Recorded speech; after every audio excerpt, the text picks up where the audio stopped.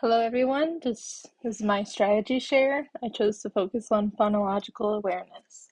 And the strategy I used was the bridge game. So the bridge game is from the Teaching Reading Sourcebook. It's on page 143. It's a dynamic activity designed to boost the phonemic awareness through physical movement. Students identify the beginning and ending sounds as they cross a bridge you can make it out of tape, chairs, anything you have in the classroom. The objective is students will be able to isolate and identify the initial and final sounds in one-syllable animal names. So the standard I chose was the Kindergarten Common Core Standard CCSRFK3. It's demonstrate understanding of spoken words, syllables, and sounds, and part of that is isolating and pronouncing the initial, medial, vowel, and final sounds in three phoneme CBC words. The reason that I chose this one is because we work with the LOE workbook, and a lot of the pictures and sounds we are using right now, so the activities we're doing in class right now are d-a-g, dog. Circle the picture of the dog.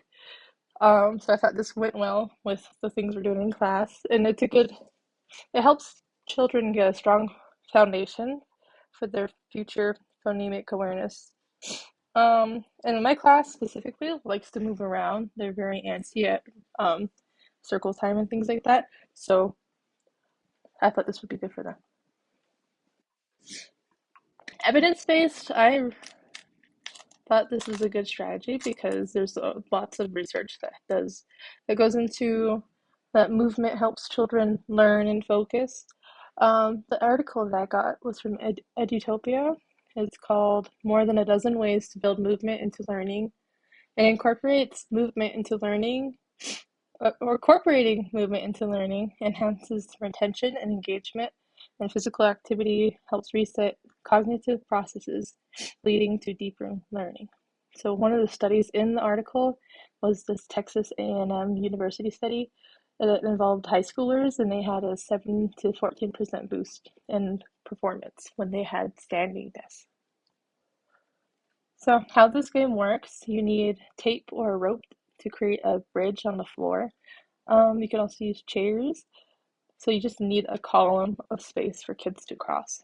And then you can use toy animals or pictures of animals, like, and it has to be one syllable words.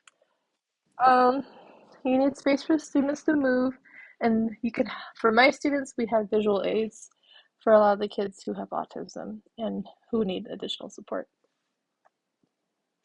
So at the beginning of it, you would review um, listening to sounds and saying the word bat, bat, bat, bat, b, and going over that bat starts with B. So all the kids get cards with little animals on them.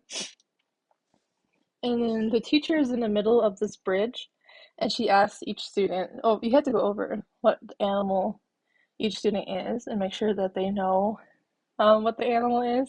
And then as they cross the bridge, you tell them that you're the lion guarding the bridge, and they can only pass if they tell you their name.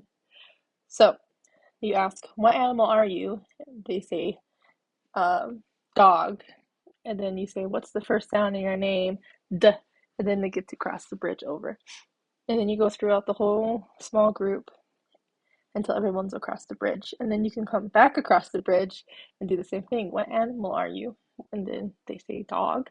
And then what's the last sound of your name? G. And then you get to cross over again.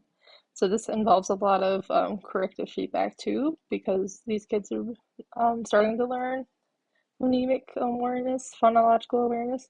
So you have to stop and you can assist students in making the sound and making sure that they do the dip, dip, dip, dip before they pass. So everyone can pass and have a fun time, but also get that practice in. I haven't used this in my classroom yet. We did a lot of testing this past week, so we didn't get to do our fun things on Friday. However, I think I will do it soon because I'm in the classroom all week long. The observation I expect is that the final sounds I feel like will be more challenging for my students. And so we'll go over that and slow it down a little bit more and keep practicing the beginning sounds until they have like that stamina.